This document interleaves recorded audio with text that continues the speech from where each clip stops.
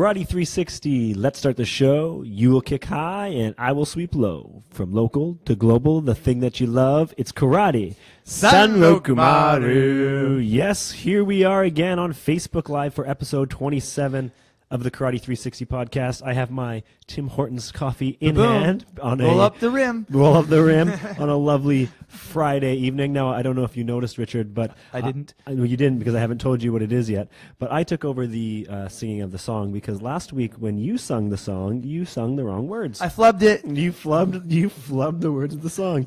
You said... you will jump high, and I will kick low. And I know why. There's a reason. Why? Oh, flying sidekick?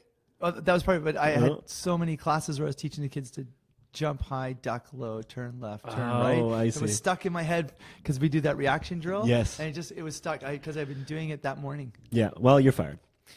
Boo, boo, boo. So, anyways, here we are back in the studio in our wonderful Kenzan Sports Karate for another episode of Karate 360. Niju Nana. Sure. Episode Niju Nana. Ni. That's 2. Ju. Nana. Nana is 7. Okay. Yeah. It relates to when you put Chinese characters together. You change to the Chinese sound instead of the Japanese sound. Because I was going to say 7 is Sichi. Chichi. Yeah. Niju Shichi. You could say it. It's still clear.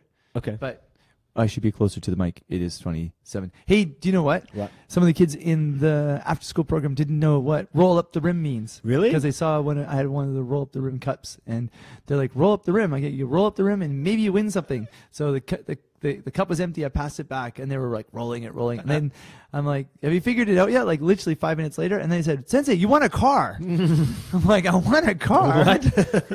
What are you gonna do with it, Sensei? What are you gonna do? I'm like, give me back my cup. I did not want a car. I'm like, yeah, you want a car? I'm serious. And They were trolling you. And well, they hadn't rolled it all the way up, and it had said like, you could win a car, and then you roll it up. You get a coffee. Yeah. Yeah. Well, like, right. wow. Take a coffee, you can get it. So then the rest of the car is, what would you do with the car, Sensei? What would you do with a new car? I said, I'd sell it. Of course. Yep. Yeah. It's like, you wouldn't keep it? You wouldn't drive it? Who would buy it? And then it was all about, who would buy the new car? That's funny. And I said, should I put Kenzan Sports Karate decals all around the side? Like, oh, yeah, someone will definitely get it then. That's hilarious. You should show up in a new car that Monday. Exactly. And I guess they're a little young. They don't really know what roll up the rim is. And everybody who's listening in the States, that are all our lovely listeners, they're wondering, what the heck are they talking about? Although they do have Tim Hortons in the States, don't they? I think they've just opened some Tim Hortons in the States. That's right. And but when you come up here and enjoy our fantastic exchange rate for the Canada Open, wink, wink, hint, hint. June 3rd and 4th. That's right. 2nd and 3rd. Whoops. Oh, 3rd and 4th? 3rd and 4th. That was right. We have to set up on the 2nd. Okay. Yeah. That's what I was thinking. Yeah. You guys can enjoy a lot of wonderful Tim Horton coffees. There you go. Yes. You can fill your boots. Speaking of being away and not being local, your family is gone. They're gone. They're gone. I mean, not gone, but they're in Japan. Gone. No, they're not gone. They are in Japan. Lucky devils. Yeah, they've been gone for almost a week now. A week with 3 more to go. With 3 more weeks to go, and here you sit in front of me with a beard. You've never you're changing, and Yes. they've only been gone for 1 week. Should I shave it? I You like can be it. honest. I honestly like it. I told Right? you if I could grow If you some, could get some it? stubble, Because would. I can handle it. If someone goes, really, you should just get rid of that thing off your Nope, face. I don't think so. Okay. I dig it. I dig the rough look. Right on. It's funny that some of the Samurai Minis class today said, Richard Sensei, you look different. That's right. I don't know what it is, but you look different. Yeah, exactly. Well, on like the smartphone video last night, my son was looking at it. He goes, I think I like it. And my daughter's like, I think I like it. But the rest of the opinions were like, that thing's got to go. Your wife's like, nope, not happening. No. So, but we'll see. I was kind of hoping that it'd be more, like, really be more gray. Like, I'd really bring in the George Clooney look. That's right. Yeah, but it's just not happening. Yet. Yeah. Well, You have to look like George Clooney first. Yeah, that's unfortunate. And I was telling you, your family's been gone in Japan so long that your 7-year-old son James is going to come back and he's going to have a beard. I know. Yeah, exactly. Because exactly. he's been gone so long. What have you done with all your non-family time? I mean, you're not eating your wife's food, that's for sure. Well, there was a week's worth of frozen food and all kinds of very stuff. good. But I've gone through that. So I just worked more. Yeah, which is like me. That doesn't really. Yeah, I was gonna say that doesn't really surprise me. I just took on a whole bunch of things that needed to get done. I've got like 3 or 4 more things I've got to check off the to-do list, and just do a lot more stuff like the Winter Games format. For around the world, you may also have in your states or your provinces, but in BC, we have every 2 years a summer games, and so it's normally for teenagers, and different sports qualify in different regions. Then we have winter games. Karate is in the winter game portion every even year when they hold it. Actually, they hold the summer and winter games at the same year. Right. Yeah. And we decided that, we're just going through the motions right now with all the reps to run our community divisions by height. Yeah, that's interesting, and I really like that, especially because this is a younger population, right? We're looking at, 12, 13-year-olds? 12, 13s, which is one of the largest competing populations out there, probably in every country. 12, 13s is huge. Yeah, and if you look at 12, 13-year-olds, we've talked a lot about peak height velocity on the BC team and that kind of stuff, but any 12, 13-year-olds, they grow at different rates, right? Some of them may have already gone through puberty, some of them maybe are not quite through, some of them are obviously taller. So you having height divisions just makes more sense to me than weight divisions, especially since, at that age, there's not a lot of takedowns. And like you mentioned, karate's not really a, wrestling, powerful type of movement where, how did you put it, long striking? Reach, speed, height. Yeah. So it makes sense. And again, especially at that age, that we would have height divisions compared to weight divisions. Right on. Yeah. Actually, a friend of mine, shout out to Kevin if you're watching, when I met Kevin, he was 13. I was 13. He was a good head taller than me, and we were going to we were just in middle school for the first year, back when it was grade 8 when you started. And the first thing I said to him was, "Hey, are you the teacher?" He was that much taller, and he looked that You're much. serious? Yeah. Kevin's looked 30 his whole life. Oh, that's hilarious. Right? And a very chiseled look, like he could be like a GQ model. Okay. And so that was the first thing I said to him was, "Hey, are you the teacher?" And he's like, "No, I'm taking this class." I'm like, "Are you crazy?" That's hilarious. So the height thing is really important. I mean, in karate clubs, they just separate them by height sometimes. And you were talking about lining up the kids, from height, your smallest to tallest, and then just taking the average and cutting it right down the middle. So you guys go over here, you guys are over there. One idea Craig had is on the registration form from all the different regions, people write their height in. This is a really good idea. Write their height in. Then I get we have 8 regions, and then I look at it, and then I figure out what the average is. Yes. So for that population, what's their average height? And then their qualifiers in the regions about 2 to 3 months before the games, at which point, if they get to the games and they've grown, so let's say they qualified in the lower division, because we're only going to have 2 weight divisions. Yes. I mean, two kumite divisions. 2 kumite divisions. A lower and a taller. Yes. I got to come up with I don't want to say shorter and taller. I want to come up with a different name for it, like a 1 and 2, or midgets and giants or something. Completely politically correct. I know, exactly.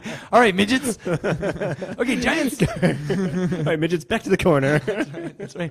All right, well, we are a family-friendly podcast here, after all. Trolls and elves or something. Something like that. Now, I'm going to ask you a question because I know you've had Do I this have to question answer it? asked. You can answer it if you want or not. Don't matter to me. But you're It going must to be... matter to you. You're going to answer. You're going to ask it. That's true. I would Okay. prefer if you answered. All right. But I know you're going to answer. Sure. So here we go. We're going to separate them. I've been known to talk. Yes, we do.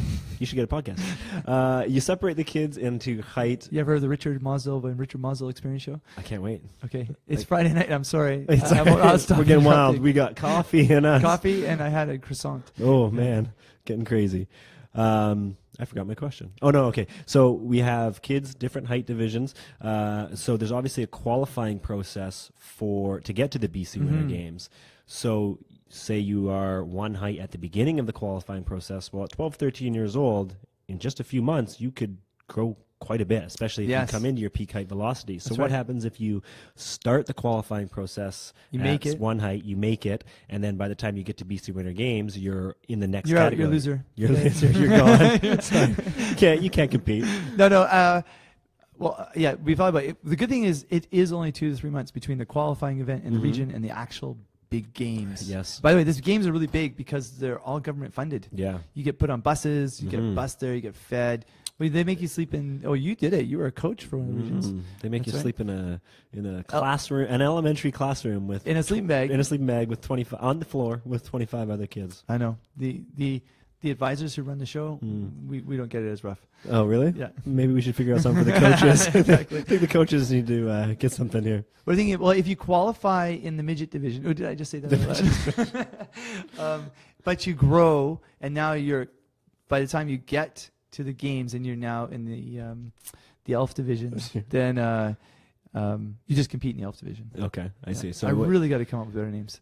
It might, okay. I mean, I see that. I can see it kind of messing up a little bit with the numbers, though. But I think it'll play out. In the end, you qualified. But the good thing is, like, you can't be strapping your head down and going, "Don't grow neck," or, don't go any higher. The nice thing is that everyone listening out there, the most recent World Karate Federation rules that came out in the very back, there's an appendix about some suggestions for the Olympic, was it the Youth Olympic Cup in 2018? Yep. And they're thinking about, there was a line in there about height, right? So the great thing is we don't have kids worrying about their weight. Mm-hmm. Like, what are you going to do? Totally. We can put lifts in your shoes. Yeah. So cut your shins in half and take an inch out. So it's kind of neat. So they show up. Yeah, so I think there'll be a few that might grow in that month or two. Great. Because they're just coming into puberty, right, at 12, 13. For sure.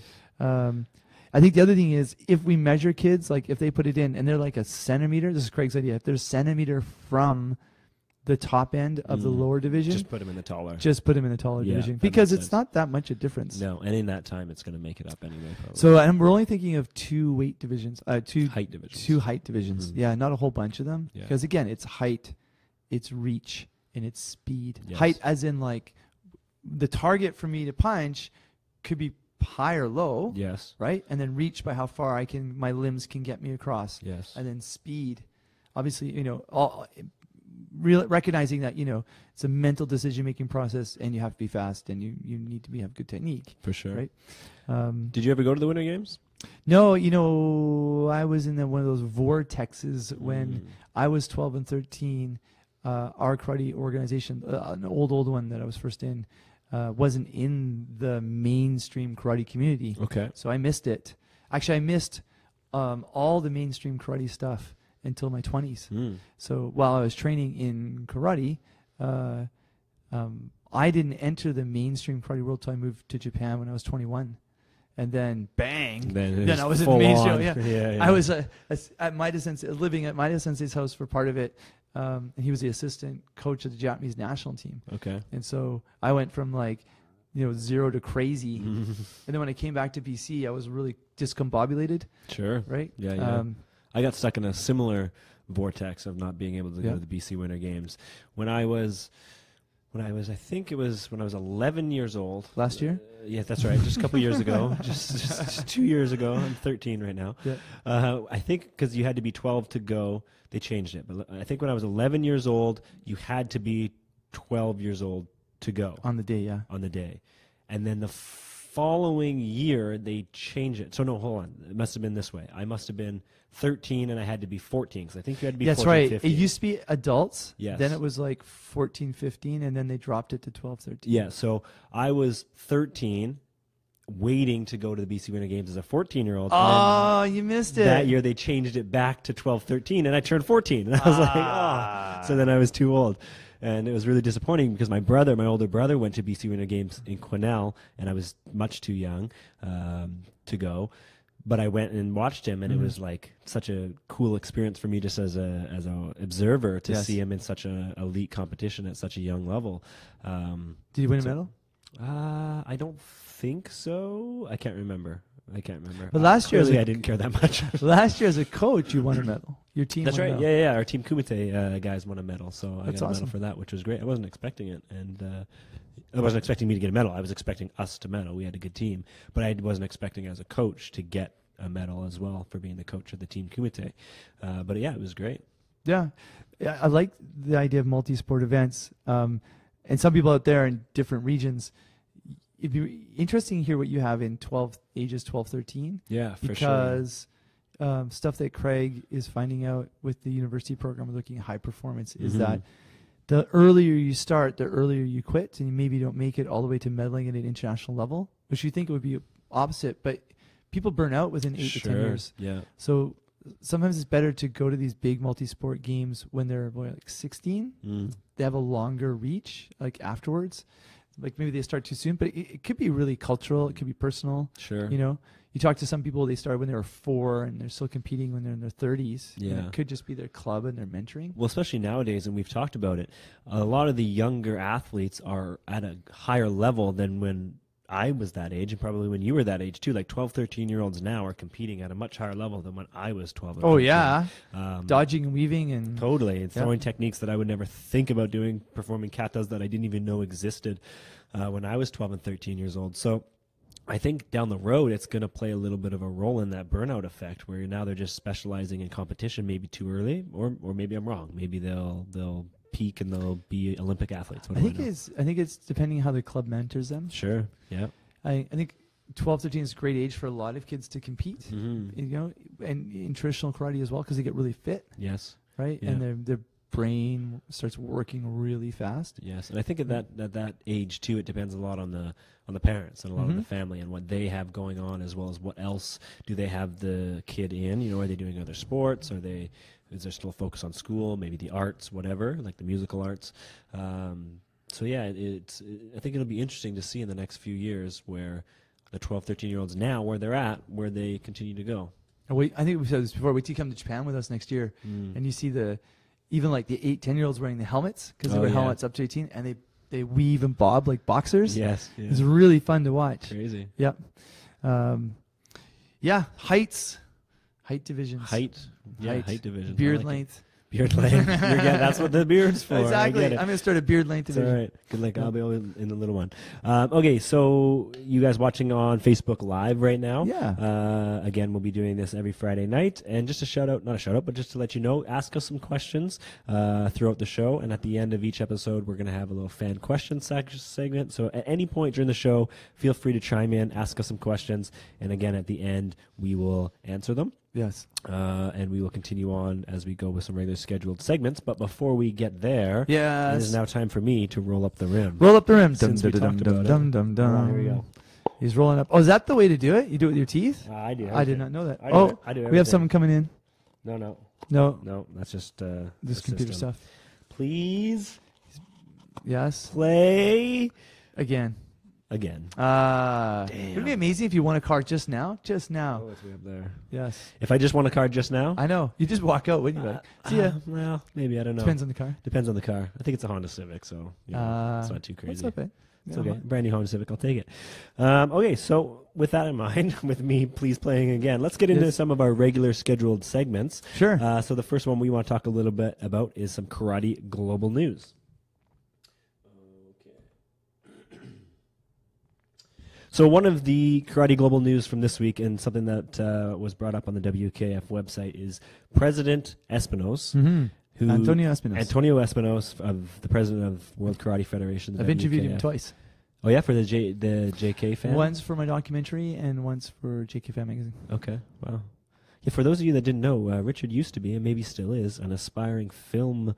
I wouldn't call you a student. What would you call yourself? Filmmaker. Yeah, there you go. I think of myself as, what medium do I want to communicate one piece of content this decade? Yeah, this decade, and then next decade. Yeah. So you're looking at this decades right now. Yeah. Well, the book came out in this decade. Yeah. So the film came out in the 90s. Okay. Yeah, the kids came out in the 2000s. The kids.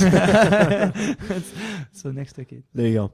So getting back to some karate global news, President Antonio Espinos, he really just continues. He's been doing this quite a bit, but continuing to build karate relationships around the world. Just recently, he went to Honduras. My brother, shout out to my brother, was just backpacking in Honduras, so this kind of caught my eye.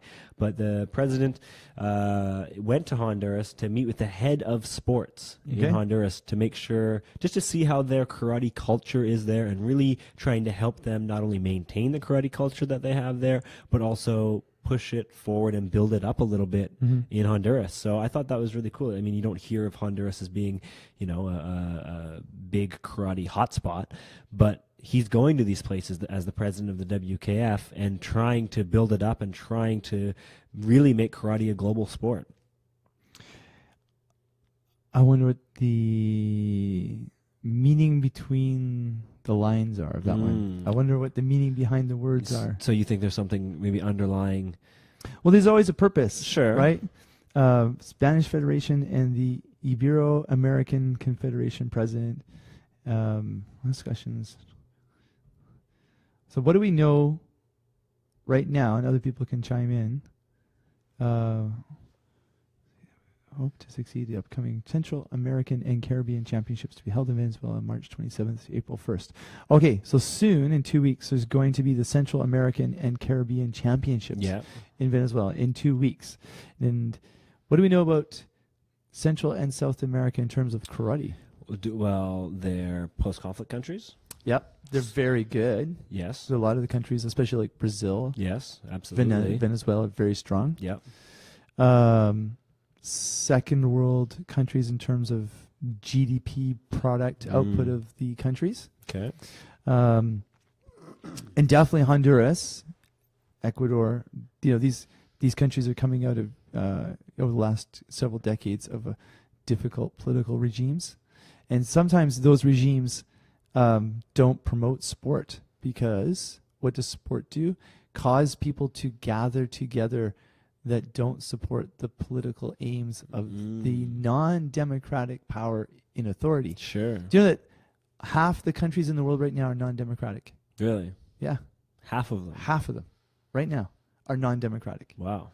So if you have a sport organization with thousands of members or hundreds of members or whatever, and you pull them together, you can create a political power. Yeah. Or in the eye of the non-democratic leader, they can see that. That's I remember, there's a good example was in on my trip to Cambodia.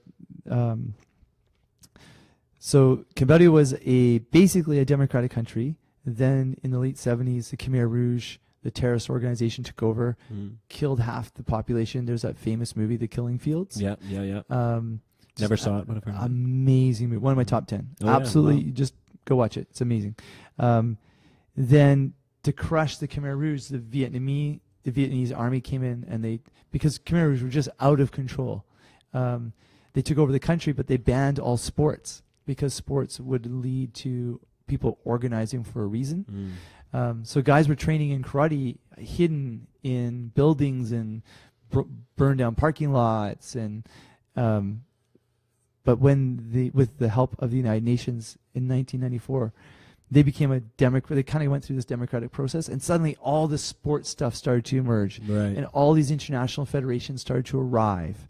And this could be something like that. Okay, yeah. If anybody knows any more, they could chime in on it. But when you've got half the countries of the world being very non-democratic, and then how to promote them and move forward when there's an opening, sometimes it's an external pressure. If you think about Japan, let's all go back to Japan.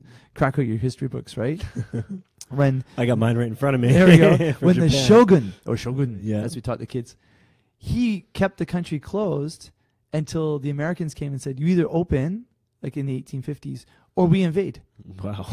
Like, you either open and accept us and sign these unfair treaties, or we're just going to invade your country. Oh, by the way, we'll be back next year. And they called it the Black Ships. And so for like a year, everyone was freaking out with the shogun, and the emperor system, which was crushed, was sort of coming back. And so sometimes it's an external force which does something. Sure. And I think this is what these sort of things are. Yeah, I wonder if President Espinosa was going there to help them to try to or to see where they're at, and try and get an idea of their karate culture, I guess, and how they play into the bigger scheme of things. If the World Karate Federation president came to anybody's city right now, anywhere in the world, and it's the new Olympic sport, so it's shiny and all kinds of stuff. Sure. Because look at the stuff I'm going through in the multi-sport world with, every time I mention that the karate is the newest Olympic sport, everyone perks up and goes, how can we help? What can we be part of? That would cause a lot of buzz. Like, I'm sure maybe in the Spanish-speaking world there were some interviews that were done. Or it's kind of like taking the World Championships or even a national championships and dropping it into a city it's never been at before, and all the percolating buzz that comes out. Like Hyannis in Quebec? Yeah. In the middle of nowhere? Saint Hyannis, Quebec. or whatever? I didn't go, but Craig went. He brought me the T-shirt. He got a T-shirt there. Yeah. Wow. Well, we have the poster on the wall, too. Okay. What's a really good example? That one is... did I ever tell you how triathlon got in the Olympics?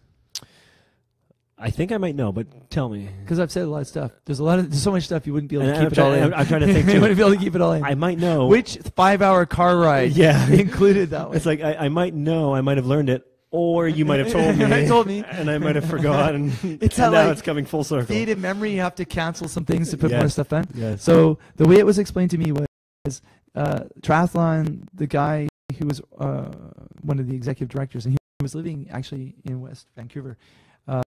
He planned a triathlon meet, an international triathlon meet in the same city, the same weekend, and IOC would have a planning meeting. Oh, yes. That's right? It was like every year, Yes. maybe once a year, every 6 months. Yes. Right? Yeah. You told me that for sure. That's right. Yeah. And then I mean, they're obviously doing other things, in terms of putting the bid for it, but they'd be in the hotel and it'd be full of triathlon. It's like, wow, you're here again. Yeah, and then because they dropped these major events into the city, then like on the cover of the newspaper, there'd be triathlon news. Yes. And so the IOC members who didn't know anything about triathlon, because none of them came from the triathlon world, like, Sure. wow, this is so much popular. Triathlon is everywhere we go. Yeah. There's a guy who wrote a book called, and this is a terrible title, but selling ice cubes to Eskimos, right? A Okay. terrible title. I already admit Terrible that. title. Okay?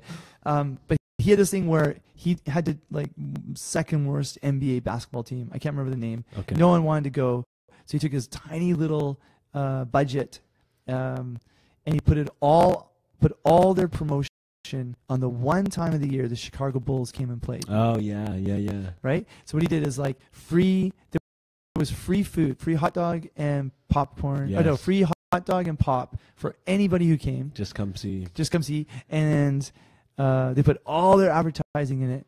Didn't think about any of the other, 60 or 80 games or however many games they I played. think it was 82 basketball 82 games? Yeah. Because I know in ice hockey it's like 80, I think. 82. I think it's the same. Hockey, Wow, I should do something. NHL and basketball are both 82. Okay. And so then they invite all the local businesses out. So everyone who thinks like, oh, our team is, junky, I'm never going to go watch. They all go because it's Chicago Bulls, especially when Michael Jordan was playing, right? So they go and it's packed. It's like totally like packed to the gills, right? Sure. Plus you got Chicago Bulls fans coming in. Yeah. And so then everyone goes, wow, this is really amazing. So then they take the next, like the LA Lakers. And so when they're going to play the LA Lakers in town, then they put all the little money they made into promoting that. Right. That's how they build it up. I think things like Espinos going to these places can do these sort of stuff. Sure, just to give a little bit. And by the way, this is great for traditional karate if you think this is all about sport, because some of the recreation centers and some of the programs that get started and some of the coaching, a lot of these countries, by the way, they don't build recreation centers, but they will pay for karate instructors. So you get a karate instructor who was an athlete or is going through coaching, and they're really, really good. So they'll get money from the government, but they have to do like 10 hours of high performance. They have to do 10 hours of beginner. Sure. Yeah. And see, Karate 360, spinning in You circles. never know. You never know when we're going to go. And don't get me started because I deconstruct this a long way. And we can just go wherever we want. So there it is. President Espinos doing some work in Honduras and around the world. So great stuff coming there. Another Karate Global news that we want to bring to you guys, and actually just something we want to talk about an upcoming tournament. The next big K1 tournament is going to be, it's actually this weekend. That's right. As we record Starts right today. now, starts today. So when this comes out Monday morning, for those of you that are not listening live, the tournament will have already happened. And why weren't you listening live? Friday nights, 9 p.m. Come on. So yeah, the Karate Premier 1 K1 tournament in Rotterdam is going to be is happening right now. So Dutch Open. The Dutch Open, yeah. So the newest K1 tournament, and again they're expecting record-breaking attendance. So after the Paris K1 Paris, which broke a bunch of records, they're expecting more records to be broken in terms of athlete attendance and just in terms of overall numbers there. So it's incredible that these K1 tournaments just keep growing. Not all the stars are going to be there, Shimizu is going to be there. I don't think Agiev is going to be there. At least he hasn't confirmed. Damian Quintero is going to be there. The kata star. Tom Scott from the USA is going, Captain America. So a lot of the top-level athletes who maybe didn't go to this tournament last year are now starting to go to all these K1 tournaments. That's awesome. It's awesome. And it just keeps getting bigger and bigger. It says here that even though the K1 series was initiated in 2011, the 2017 edition is only 5 events. They've chopped it down from 10. Oh, wow. It's Paris, Rotterdam, Yeah, that's right. Dubai, Rabat, and Leipzig. Leipzig I guess that's in Germany, right? Yes, that's right. Yeah. Yep. So it used to be 10. It must have been hard for people who weren't getting any government support to go to all of them. Sure, because I know just even here in Canada, the Team Canada team I think only went to maybe 3 of those or something like that. So, and we have the sponsors listed here. Adidas. Contact information. Wow. Adidas, Airwaza, SBI Sport, yeah. Daido, and Hayashi at Budoland. Yeah, really interesting. Contact information for Adidas. For anybody that wants to know what we're talking about, go to the Karate One website. I'm not mentioning it because this is a family podcast. So the K1 tournaments just keep getting bigger, keep getting better, and this is the newest one. So next week's podcast, we will talk about the results from the Rotterdam. Obviously, they'll be out when this episode comes out, but we will dissect them. Maybe watch a couple videos from them. Yeah, if they're bring the videos. Yeah. Hopefully we can get them by that point, and we'll watch them. Don't forget, too, that you can actually get the WKF TV now as well, the Karate TV from the WKF, where you can watch, you can stream all the fights, all the tournaments live, all the medal rounds and all the gold medal matches and that kind of stuff, too. So you can get that. I'm sure there's a price. I don't know what it is. But go to the WKF website for that, and you can look in at the K1 Rotterdam, which happens, this weekend if you're listening to this now. Right on.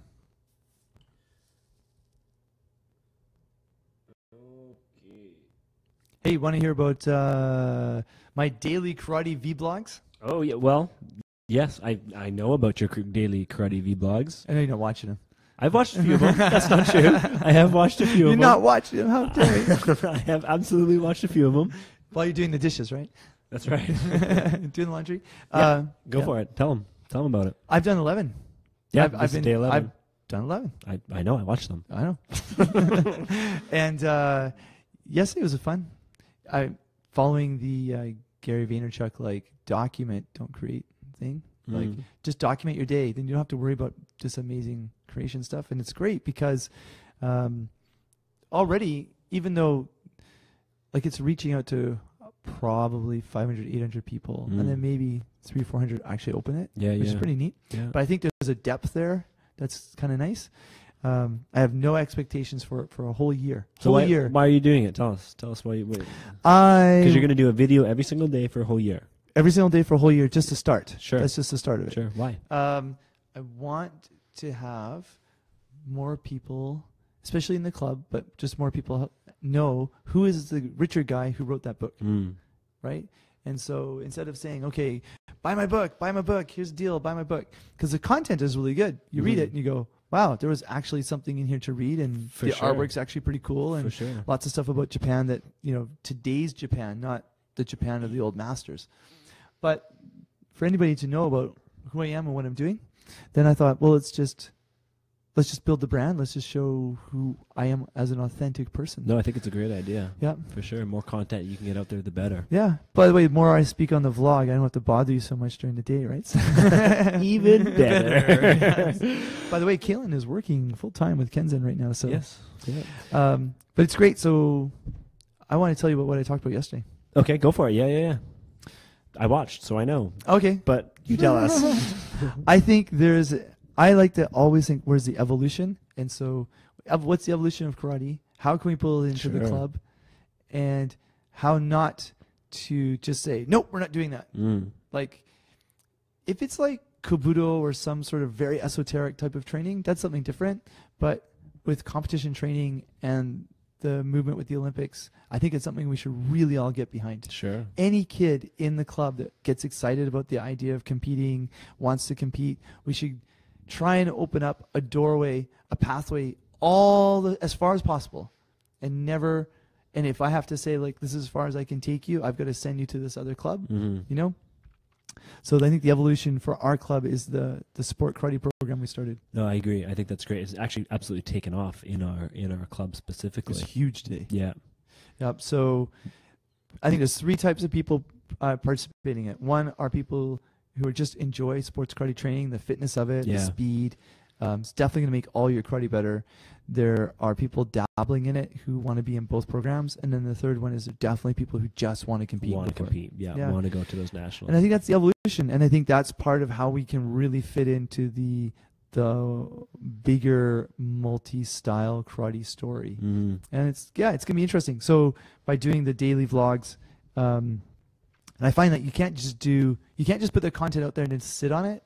You have to get it out there, and I'm slowly getting better at interacting with people. Yes. Right? Like, especially through Twitter is great because that's the water cooler, right? That's where people want to talk about stuff. Totally.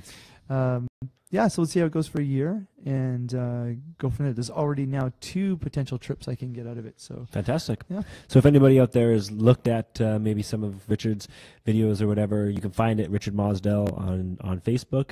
Feel free to ask him some questions and get some content going through there. Absolutely. That's good. All right, so something that also we wanted to bring you guys this week too is we wanted to highlight different karate athletes. So one of the things we wanted to do when we started this podcast was we wanted to be able to tell the story of some of the karate athletes that you see at tournaments and that kind of stuff. Yeah. So every athlete has a backstory. You're saying that as if you didn't already know this. I didn't, but I'm helping you. Okay, I see. I see what you're doing here. You're just playing along. I like that. Yep. So what we want to do this week is we want to highlight an athlete, and he's one that we've talked about already on this podcast, but we want to talk a little bit about his story, where he's come from. We tried to get a hold of him, but unfortunately he wasn't available tonight. So who we're highlighting is from BC, and he is the newest national kata champion, Kenneth Lee. Yay! Yay! Kenneth. So we're highlighting Kenneth Lee, not only because he's the newest national champion in kata, but because of where he's come from. So I've known Kenneth. Wait a minute, this Kenneth Lee? That Kenneth Lee right there, the one in your picture. Should I put it in the camera? It's up there, but if you can do it. So I've trained with Kenneth Lee for years and years. We competed and trained ever since, probably ever since we were both about 10 years old. So me and Kenneth go way back. We actually used to always compete in kumite and kata, of course, usually as most young people do, especially back then, way back then. He'd always beat me in kata, and I would, for the most part, beat him in kumite. But we were always really good friends, and we always grew up. And I remember Kenneth, even when we were really young, used to always say, I want to be a champion. I want to be a champion. He always had that champion mindset, Yes. and he always wanted to win. Unfortunately for him, at the time, when he started getting into elite competition, there was, I don't want to call it, there was a giant in his way by the name of Toshi Uchiagi. Mm-hmm. And anybody who knows Toshi Uchiagi, he is the most decorated Canadian karate athlete of all time, 10 national Grandson of champions. Kenzo Uchiagi. There you go, He yeah. used to be one of the top Goju guys in Japan. There you go. Satoshi, one of the top guys in Canada of all time, has been national champion in men's kata for a decade. And Kenneth was always kind of, second to Toshi and always kind of knocking on the door. And I remember a couple years ago, 3 years ago, whatever, he said, I feel like I'm getting close. This is my year. I'm going to try and take over Toshi. And he just missed it, I remember, a couple years ago. He lost to Toshi in the finals. He kept pushing. And then this year, I remember talking to him. I said, Kenneth, how are you feeling about your training? He said, what? I think I've made all the necessary adjustments. Having Toshi there to push me, I think I'm going to make it. And sure enough, this year at the national championships in Quebec City, Kenneth Lee beat Toshi in the finals and was crowned the national champion in men's kata. So big shout out to Kenneth Lee. Congratulations again. We've already talked about him quite a bit, but just highlighting him and letting you know his story. He's also just a really great guy. He's a really friendly guy to talk to. He's well educated. He's in the pharmaceutical business as well, so he knows what he's talking about there. And he's just a pleasure to talk to, a pleasure to train with, and he's just got a depth of knowledge. So we wanted to highlight Kenneth Lee. I just put his picture on the Karate 360 Facebook page. Fantastic. So you can look there at Kenneth Lee and Richard Mosdell, both putting up the number one. So yeah. Well, I was just being nice because I didn't enter kata this year. Oh yes, of course. Right? Yeah. Had I? Yeah. Well, I mean, I don't know if you've seen my Rohai, but it's a thing of legends. I did go to the nationals once as a kata athlete. I will have you know. Fantastic. And my first year, 2006. So Newfoundland. Toshi broke his leg that year? Or? No, I wasn't a senior. I was a junior, so it wasn't the same division. Yes. Somehow I made it. I never expected to, but I was like, I'll do kata. That's awesome. And then I won. I was like, awesome. I'm going to nationals. And then obviously nothing happened there. But I went to nationals as a kata that's athlete. awesome. You were a dual athlete. I was a dual athlete one time. So there we go. Kenneth Lee, highlighting him as our karate athlete of the week. Yeah, Kenneth. That's an amazing resilience. Totally. 14 years of being second place. Yeah. Well, probably not all of that in the senior divisions. No, but yeah, I mean, a long time being second place to Toshi. Yeah, I guess not 14 years behind Toshi because Toshi is He's a few years older than me and Kenneth.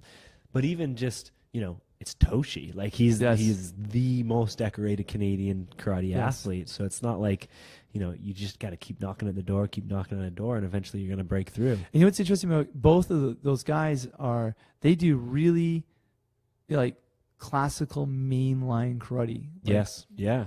Right?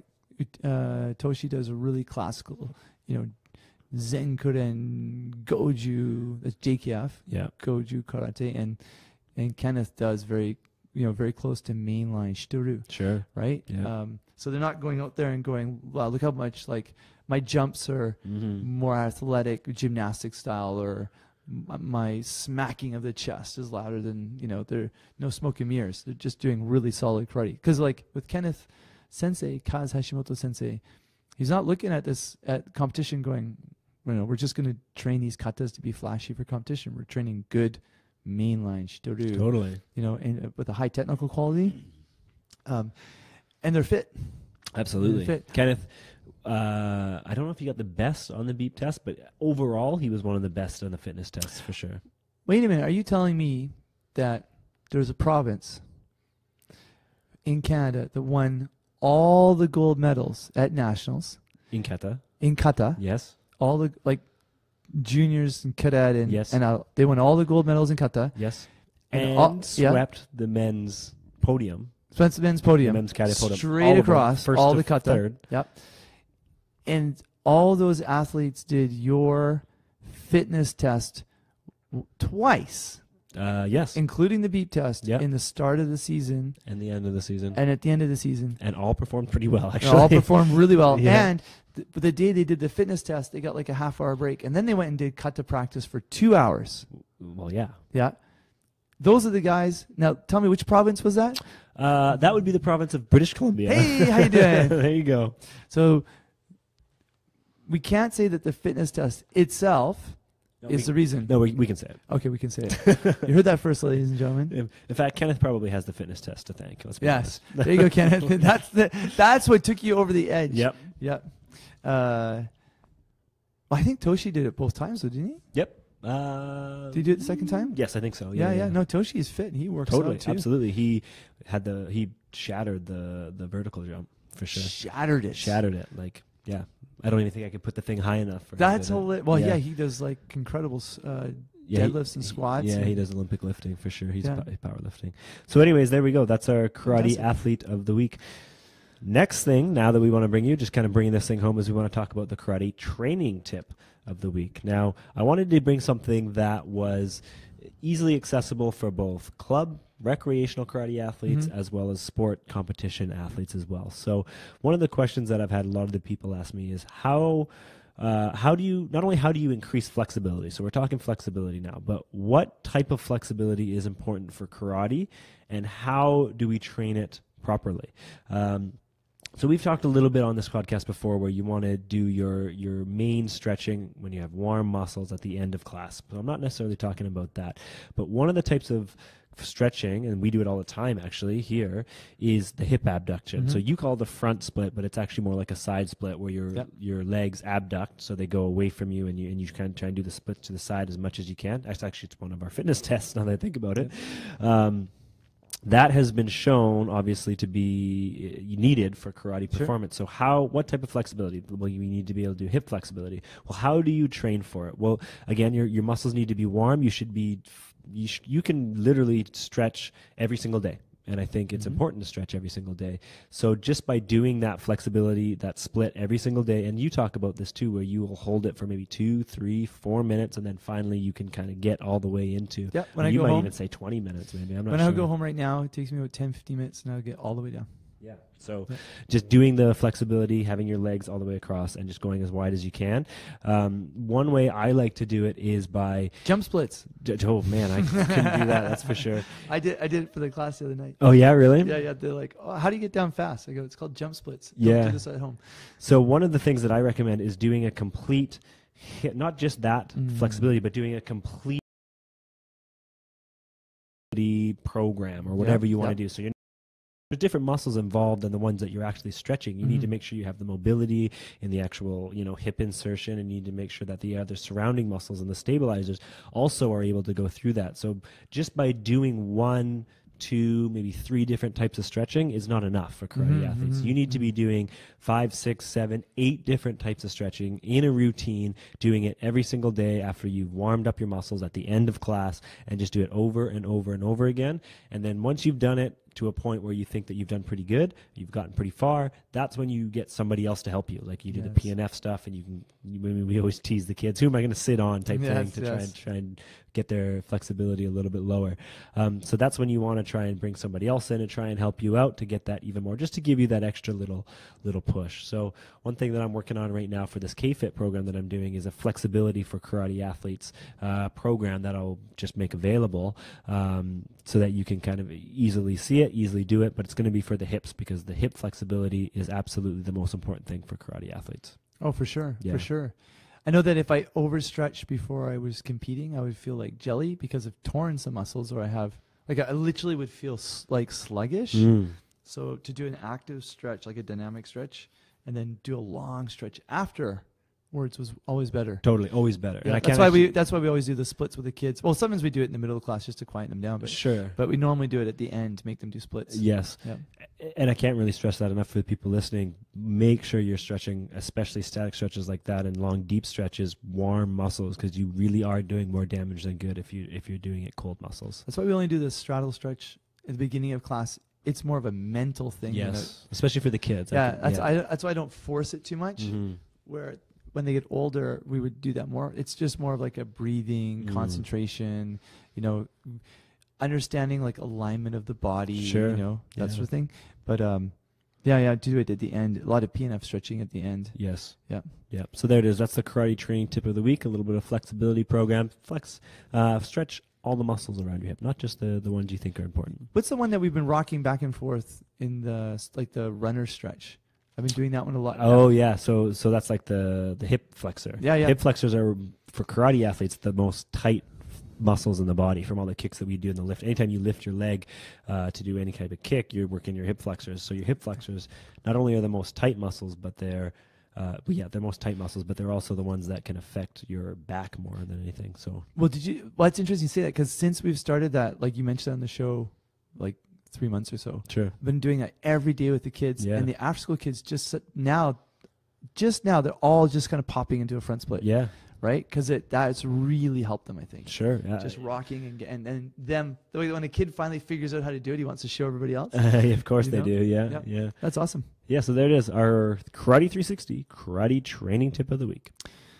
Excellent. All right, so it's now come to that time in the show where we have fan questions. Hit me hard. Fan questions. So here we go. We have some questions that have come our way. We have one here from Owen Brady. Big Owen.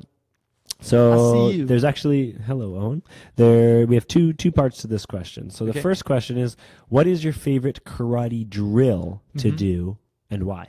Karate drill. Karate drill. Yes. Like drill the guy in the ground. Like drill him into the ground, just pound him. Like the message that they got earlier. Yeah, that's right. Yes. So what is your favorite karate drill to do, and why?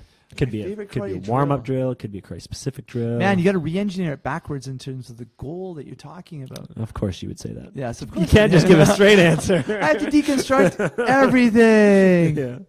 All right. So my favorite karate drill. Yep. I like karate drills that make people want to train harder and put a smile on their face. Okay, so what's the drill? Okay, so you have to pick one. I have to pick one? Yeah. Okay, just the one off the top of my head is I like doing drills where you hold the other person's hand and then you get, like, because especially when you work, let's say with this with flexibility. Sure. When you can stretch and get your foot not only into their hip, but you can curl up and get it into their head. Like I like one where you put this is a Nishimura Sensei drill, put your left leg in front in a fighting stance, put your right hand out, your partner puts their left leg in front and their right hand out, you clasp hands, then off your back leg, you pull your knee up because it teaches you about your knee to come up, and then you pop at the top and either you do a hook kick, right, an Ushiro Mawashi, or you do a Mawashi Giri, or if you get right around the back, an Udomawashi. Sure. And that's a great drill to train because 1, it's fun. 2, it's with a partner. 3, the harder you work, the better you get. And 4, you can crack up while you're doing it because and then after a while you release your hand. Yeah. I think that's just because we were thinking about stretching and kicking, and the thing is, you don't always have to. I mean, if you can aim for the head, that's great. But Owen, aim for the head. There you go. But you don't have to aim for the head. It can be done. Yeah. Anyway, that was just off the top of my head. Perfect. That's what we want. Yourself? Myself. It's going to be a kumite drill for sure, and I think it's a 4-person kumite drill that comes to mind. Sweet. So 1 person actually doing the work, and 3 people just working as bodies, and then you rotate them through. In kumite, when I'm doing kumite trainings, especially in our sports karate, I always like the athletes to be aware of their distance. So being in the short distance where you just throw 1 technique, being in a medium distance where maybe you throw 2 techniques or a leg technique, and then being a long distance where you have to throw either 3 or you have to try and work and get in. So I'll have 1 person doing the work, I'll have 3 people in a line, and I'll have them kind of in a diagonal angle so that the person who's doing the work can stand in front of the first person, and they're just in single distance, so they have to throw 1 technique, and then they just slide directly to their right, and now they're at the next person who's now in the medium distance, so now they have to do 2 techniques, and then again they just slide directly to their right in a straight line, and now in the last person they're in a long distance. So you have to work all 3 of those techniques, and it really just gets you used to what your distance is, and you do it over and over again, and because one of the things I think for especially kumite athletes who are coming up is they need to know, okay, how far can I actually punch? Like, how far can I still do this to score a point? So that's probably my favorite karate drill. There you go, Owen. There you go. How was that? Is that good? Did you want something else? That's good. Well, that's what you get. So don't be greedy. Another question that we had that came our way is, if you guys didn't do karate, in brackets, let's hope that never happens, what would you be doing instead? So if you guys didn't do karate, what would you be doing? I think we probably already alluded that to you. You would be a filmmaker, but maybe I'm wrong. What would you do if you weren't doing karate? Do you want the real answer? Well, I don't know. When you look at me like that, I'm not sure if I want the real answer. I would do 2. It's hard to think about doing something other than karate, obviously. Sure. But if I had to, I would do 2 things. One is I might do the jiu-jitsu or the MMA system of Matt Thompson, who's out of Okinawa, out of Oregon. Sure. That's the system that Conor McGregor learns. Yep. And I would probably be back in dance. Wow. Okay. Yeah. Ballet. I used to do ballet and contemporary dance when I was a kid. Yeah. Yeah, I would definitely be back. Cool. Yeah. Straight guy in that whole world. That's okay. It's funny you say it, because dance is similar to kata, especially. It really is just and same as kumite, kind of. It's like a dance with an opponent, so to speak. I did a dance spin in class to show about the center. Did you? I did a spin, and they were like, "Whoa, what was that? Whoa, he can do that." I see that. Wow. Yeah. So I like the idea of dance. I had I got all kinds of ideas. I get too many interests and not enough time. But I think flamenco is amazing. When we used, the Kenzen karate club we had in Vancouver was in a dance center. Okay. And it was a professional dancer at Ballet BC, and so we got to see like contemporary ballet, professional, and then a classical ballet, and they did like avant-garde stuff. Okay. And then we would get tickets to shows, and they would take us to like flamenco and all kinds of stuff. They were in there from 9 a.m. to 6 p.m. Then we went in at 6:30 till 9:30. Cool. Yeah, it was very cool. But if I wasn't in karate, I would probably be in performing arts of something. Awesome. Yeah. Yourself? Well, let's see. If I wasn't in karate, well, it's kind of hard to say, because for sure I would be in, like, kinesiology or strength and conditioning stuff, which I am. So it's kind of hard to say that. But what I wanted to do before years and years, just a few years ago even, was I really wanted to be a sports journalist. Or a sports broadcaster as well. Yeah. That's why you're sitting here. That's right. Yeah, exactly. Actually, I used to do play-by-play. I think I've told you this before, for a junior B hockey team. So as the play-by-play sports broadcaster. He's coming down the boards, and that's right. He's taking on the boards. That's a shot. He scores. That's amazing, everybody. That was me. That was me. So I would do something. We still have tube steaks at the front door till 9 o'clock. There you go. Okay. That was me. So it's something like that, or sports journalism as well, where I'm actually writing articles. That was something that I did do for a little while as well. You need to meet my publisher. His name is Glenn, and he was before he got into publishing, he was sports writer for one of the big San Francisco newspapers. Okay. He's taught me a lot of stuff about sports writing in the States. Cool. Yeah. So have you read The Fight by Norman Mailer? Nope. Holy moly, Batman! You got to read the most important fight journalist story ever written. Okay, I will absolutely get into it. I might have a copy. There you go. So that answers your question. That is what I would be doing. I could see you doing that. Yeah, I think. You're a Cubs fan, right? Oh, I do like the Cubs, but I'm a Red Sox fan. Oh, sorry, Red Sox fan. Red Sox fan. Okay, yeah. so Red Sox is baseball. Very good. Red Sox is that's the one with the ball in the bat. The ball with the bat. You know. The bat, yes. yeah. So why are you a Red Sox fan? I mean, isn't that on the other side of not only the continent but a different country? Yes, I think we've talked about this before, but you may have in the very beginning when we did the Origin series. But when I was young, I played You're karate. Still young. We are still young. I am still young. Thank you for including me in that. That made me feel much better. See how quickly I fixed myself. So we are still. No, I'm still young. When I was young, it was always karate and baseball. Those were the two sports that I always played. So my dad was a big. It's very baseball Japanese. fan. Yeah, and I didn't realize it obviously at the time that baseball was so big in Japan. But I just literally just picked a team when I was young. I liked one of the players on the Boston Red Sox when I was about 8 years old, and I wanted to be like him, and it just kind of took off from there, and now I'm kind of crazy. So, yeah, I'm a Red Sox fan. There it is. Don't hold it against me. Do you know why baseball is big in Japan? They They don't even call it baseball. They call it yakyu. Yeah. I remember you saying that. I don't know, because there's lots of. I know when they make a big spectacle out of it, like there's lots of fireworks and. Well, I think the part of it. And I mean, they adopted it in the late 19th century, and that's when Japan was trying to become a modern first world country. Okay. So they were adopting lots of things. Sure. So it's like us adopting good Japanese karate because if we think we're part of a Japanese association, right. then we're really authentic and.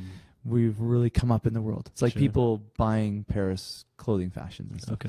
So that was one reason. Second, and this is part of the romantic part of it, it's the tension between the pitcher and the batter. Oh, yes. Actually, it's like a that's very one of my samurai experience. Yeah, you know? I can absolutely see that. And that's one of the things that I really like about watching baseball. Like some people, I can and do sit down and watch Boston Red Sox games, and they're 3 hours, 3.5 hours long. And some people are like, how do you do it? It's so boring. And it's like, no, if you really know what's going on inside the pitcher's and the catcher's mind, the batter's mind, and just the intensity in each thing, it's really drawn me to baseball when I was young. So that's just my last job at Suitsu Yakuin in Tokyo. They had a really strong baseball team, and so when there was really big games like championship games and stuff, all the sport teams would go out, and we would go out. The karate team would go out in the karate club, and we'd wear our uniforms. Okay, and we'd be out there in the stand, and we'd be going, nice, hit, nice. And then we'd be on TV because they would broadcast like the championships games. All the high school championship games and series they broadcast on TV. Okay, and really popular. The big Japanese teams, the Yamamura Giants, right? Yomiuri Giants. That's right. They're like the New York Yankees. No, they're like the Boston Red Sox. Oh, okay, whatever. Actually, sure. The Boston Red Sox bought out some of their players. Okay. Actually, so that's just how I know that. But anyways, just when I say that, it's because they, they're really big. There's a writer that I know, Robert Whiting, and he wrote some amazing books about Japanese baseball. Okay. I haven't. You have to have wa. Oh yeah, you can take all the baseball words out and put karate words in, and you go, oh, now I get it. Cool. That's why all this stuff is done this way. Yeah.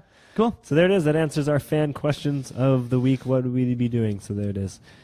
So anyways, that pretty much wraps up this episode of 27. Episode 27. Holy moly! We're just absolutely flying through here. So before we take off, a couple of things we want to remind you guys of: some upcoming tournaments. Again, this weekend, starting tonight, Friday, March 17th, is the K1 Premier League in Rotterdam, and then coming up soon is the K1 Premier League in Dubai, which is March 31st to April 2nd, and then again the U.S. Open in Las Vegas, Nevada, April 16th to 19th, I believe. I might be going.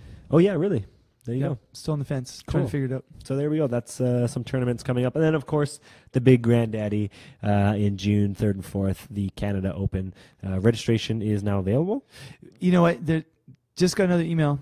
They're like 99.9% there. Yes. Because people registering from other countries have to have really easy ways to go through. Of course. It's so slick now. I mean, you've looked at it. Yeah. Well, it's so slick. Yeah.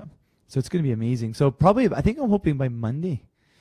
Yeah, by the time this comes out, the registration should sometime on Monday or Tuesday should be available, and then I'm just going to blast it to the entire world. And that's karatebc.org where they can find That's that, right. correct? So there it is, karatebc.org for all the Canada Open stuff.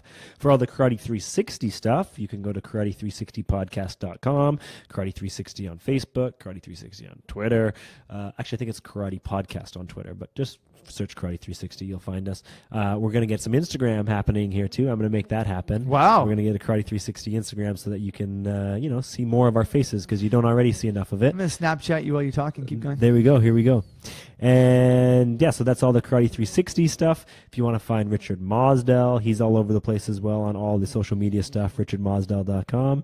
No, yeah. Say that again. richardmosdell.com, all the Richard Mosdell stuff, Richard Mosdell. But you're not Richard Mosdell. But you're not Richard Mosdell. I'm Kalan Anglos, and you can find me at kalananglos.com, There we Kalan go. Anglos on all the social media stuff, as well as the K-Fit conditioning program by Kalan Anglos on I Facebook. like it. That's coming out April 1st. You can go and like it now, follow us, and lots of cool stuff coming there, including the K-Fit show, which is going to be coming in early April as well.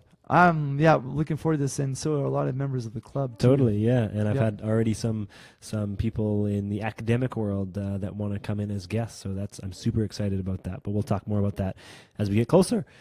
This is Karate 360, episode 27, and it's in the books. We're doing a selfie here so you can see what it looks like. Is this what kind of selfie is This this? is Instagram. Should I go this way? Is this alive? No. No, it's just ready. There we go. You guys were There you just go. part of it. Anyways, guys, thanks for listening. We really appreciate you guys coming Absolutely. in, asking your questions, giving us all your comments. That's good. Follow us again on Karate 360 Podcast, and we will go from there. Thanks, guys. I'm Kalan Anglos, I'm Richard Mosdell. and we shall talk to you guys next week. We're signing off. Bye. Sanroku Maru. Almost forgot. You got it. Bye.